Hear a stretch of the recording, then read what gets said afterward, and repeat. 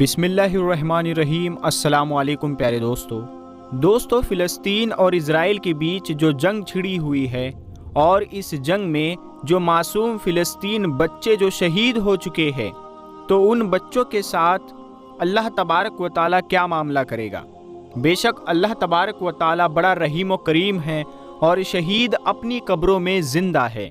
तो दोस्तों, आज का जो वाक़या हम आपको बताने वाले हैं, इसे सुनकर आपका ईमान ताज़ा हो जाएगा और यकीन हो जाएगा कि फ़िलिस्तीन में छोटे छोटे मासूम बच्चे जो अपनी जानों की कुर्बानियाँ दे रहे हैं, अल्लाह ताला आगे उनके साथ क्या मामला फरमाएगा।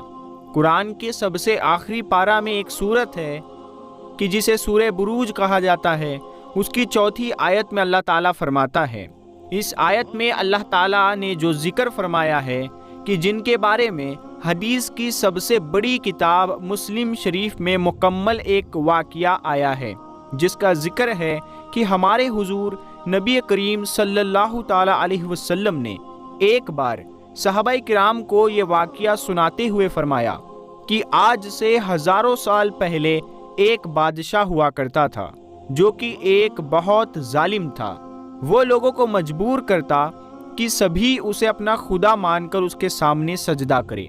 दोस्तों, यहाँ पर एक बात याद रखें कि ये बादशाह फिरौन नहीं था, बल्कि ये कोई दूसरा बादशाह था। उस बादशाह के ज़माने में एक बहुत बड़ा जादूगर था।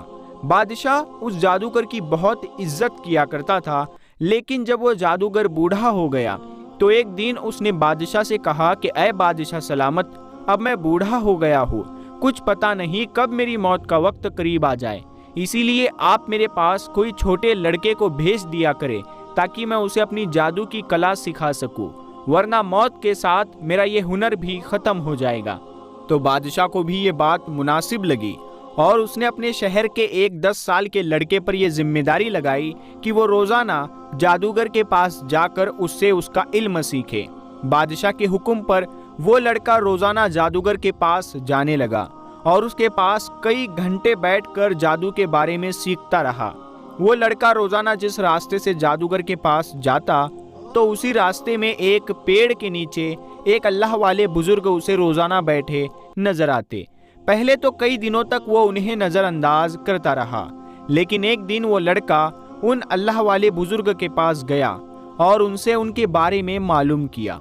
तो अल्लाह वाले नेक बुजुर्ग ने उस बच्चे को दीन की बहुत सी बातें सिखाई जो कि उसे बहुत ज़्यादा पसंद आई, और फिर वो रोज़ाना जादूगर के पास आते जाते थोड़ी देर के लिए इन अल्लाह वाले के पास बैठकर अल्लाह की वहदानियत और उसकी इबादत के बारे में सुनता रहता। लेकिन अब एक नया मसला खड़ा हो गया कि इन अल्लाह वाले के पास बैठने की वजह से हमेशा उस लड़के को जादूगर के पास पहुँचने में देर लग जाती, जिसकी वजह से जादूगर इस लड़के को बहुत डांटता। और जब ये लड़का लौटते हुए उस अल्लाह वाले के पास बैठता तो घर पहुंचने में देर हो जाती, कि जिसकी वजह से घर वाले भी बहुत गुस्सा होते। आखिर जब इस मसले की शिकायत उस लड़के ने अल्लाह वाले बुजुर्ग से की, तो उन्होंने मशवरा दिया कि ऐ बेटा, तुम दीन समझने के वास्ते इतनी कुर्बानियाँ दे रहे हो, इसीलिए तुम एक काम करो कि जब जादूगर तुमसे पूछे कि आखिर इतनी देर क्यों हो गई, तो उससे कह देना कि घर वालों ने रोक लिया था। और जब घर वाले पूछे कि आखिर इतनी देर क्यों लगी, तो कह देना कि जादूगर ने रोक लिया था। लेकिन याद रखना कि कभी भी किसी के सामने मेरा जिक्र ना करना, वरना ये मेरे लिए एक मुसीबत का सामान होगा। अल्लाह वाले की नसीहत पर उस लड़के ने ऐसा ही करना शुरू कर दिया। एक दिन रास्ते से जाते हुए अचानक बीच सड़क में एक बहुत ही जहरीला सांप आकर बैठ गया, कि जिसे देख सभी लोग अपनी जगह खड़े हो गए।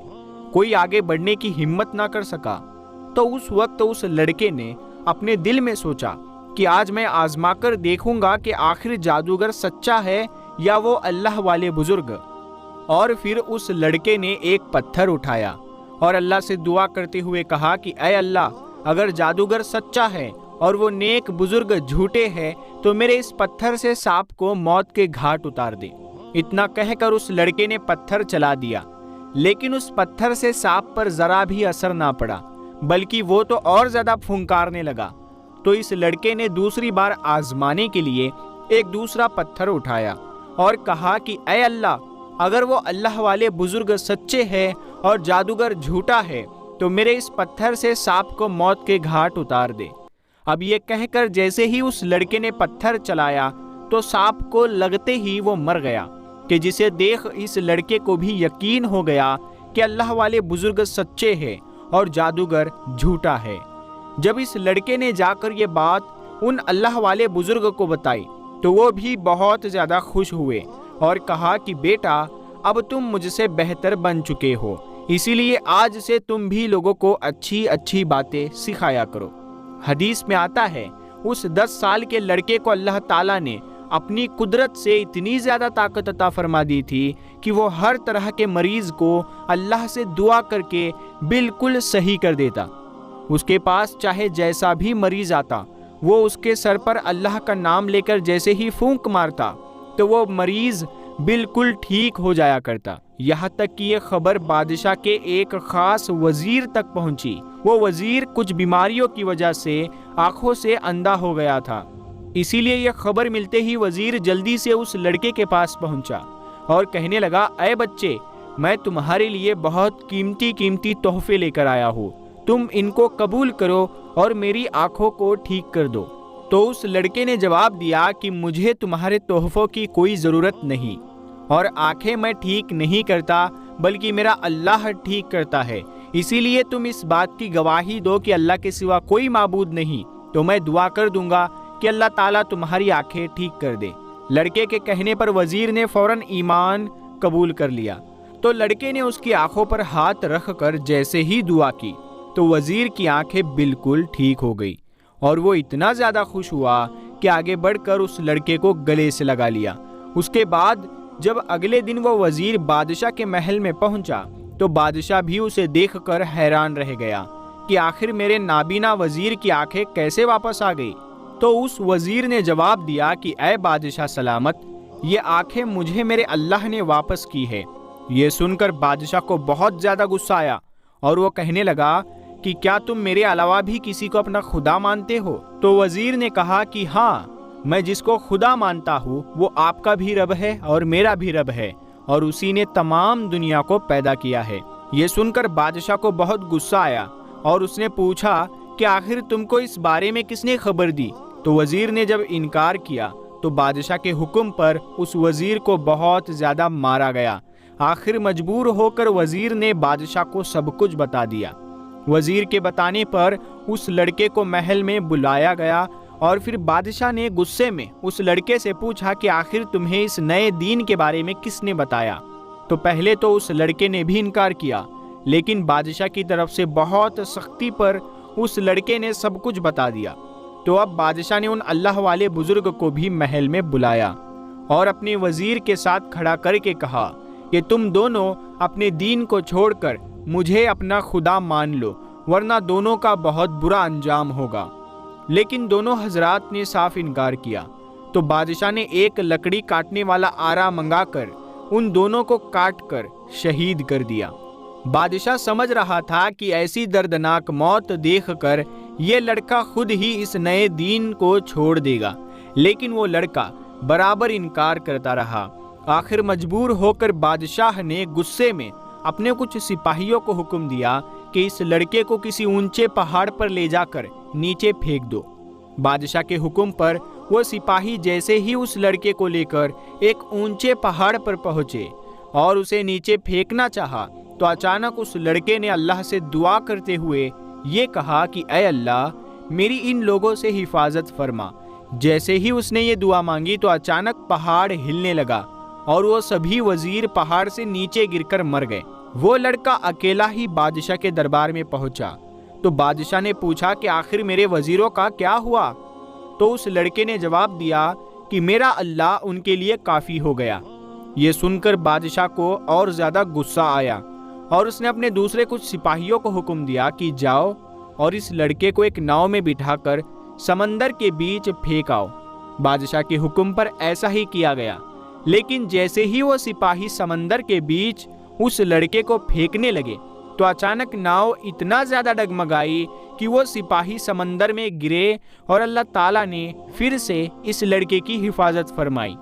وہ لڑکا پھر سے بادشاہ کے دربار میں پہنچا تو بادشاہ اسے دیکھ کر اور زیادہ پریشان ہو گیا۔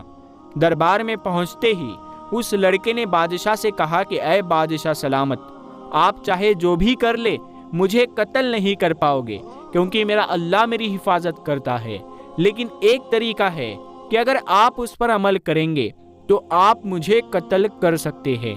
بادشاہ نے پوچھا کہ آخر وہ کیا طریقہ ہے؟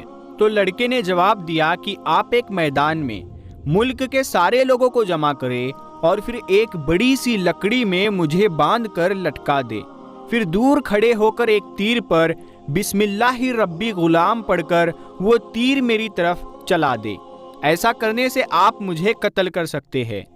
بادشاہ نے ایسا ہی کیا کہ سارے کے سارے ملک کے لوگوں کو جمع کیا اور پھر لڑکے کو لکڑی میں باندھ کر بسم اللہ ربی غلام پڑھ کر ایک تیر چلایا تو وہ تیر سیدھے جا کر اس لڑکے کی گردن میں لگا کہ جس کی وجہ سے اس لڑکے کی شہادت ہو گئی۔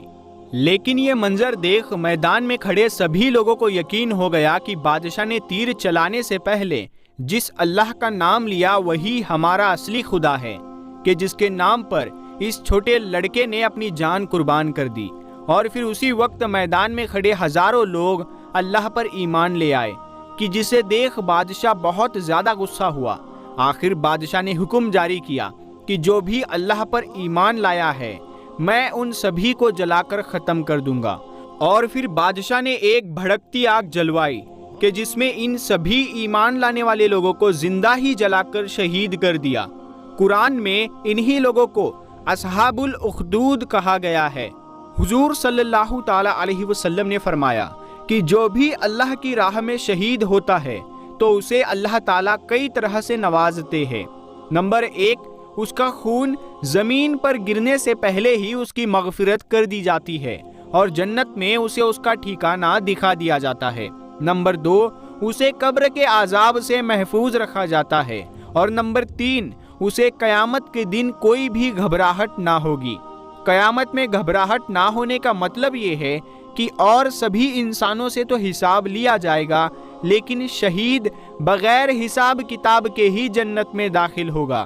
اس نے چاہے زندگی میں جتنے بھی گناہ کیے ہو، اللہ کی راہ میں شہادت کی وجہ سے اس کے سارے گناہ معاف کر دیے جائیں گے، اور اس کے سر پر ایک ایسا تاج رکھا جائے گا کہ جس کی خوبصورتی کائنات کی ہر چیز سے بڑھ کر ہوگی، اور اسے اختیار دیا جائے گا کہ وہ اپنے گھر والوں میں سے 70 سے زیادہ لوگوں کی سفارش کر کے انہیں جنت میں لے جا سکتا ہے۔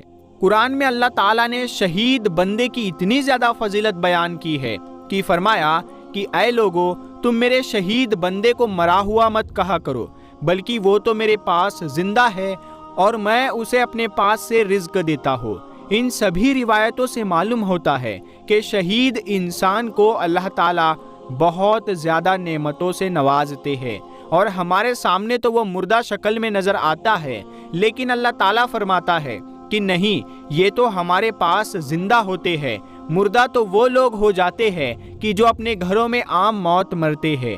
روایتوں سے معلوم ہوتا ہے کہ جو بندہ شہید ہوتا ہے تو اس کے جسم میں شہادت کے وقت ذرا بھی درد نہیں ہوتا، وہ صرف ہمیں خون میں تڑپتا نظر آتا ہے، لیکن حقیقت میں اسے اللہ تعالیٰ اپنی راہ میں شہید ہونے کا کچھ الگ ہی مزہ دے رہا ہوتا ہے۔ اسی لیے حدیث میں آتا ہے کہ جنت میں جانے کے بعد اللہ تعالیٰ سبھی سے پوچھیں گے کہ تم میں سے کوئی دنیا میں واپس تو نہیں جانا چاہتا، تو سبھی انکار کر دیں گے، لیکن شہید کہے گا کہ یا اللہ، مجھے ایک بار پھر سے دنیا میں بھیج دے تاکہ میں تیرے لیے پھر سے شہید ہو جاؤں اور مجھے پھر سے وہ مزہ ملے جو جنت میں بھی نظر نہیں آتا۔ دوستو، روایتوں سے معلوم ہوتا ہے کہ جب ہم کسی بلیڈ وغیرہ سے تھوڑا سا کٹ جاتے ہیں تو اتنی جگہ سے ہماری روح ہٹتی ہے۔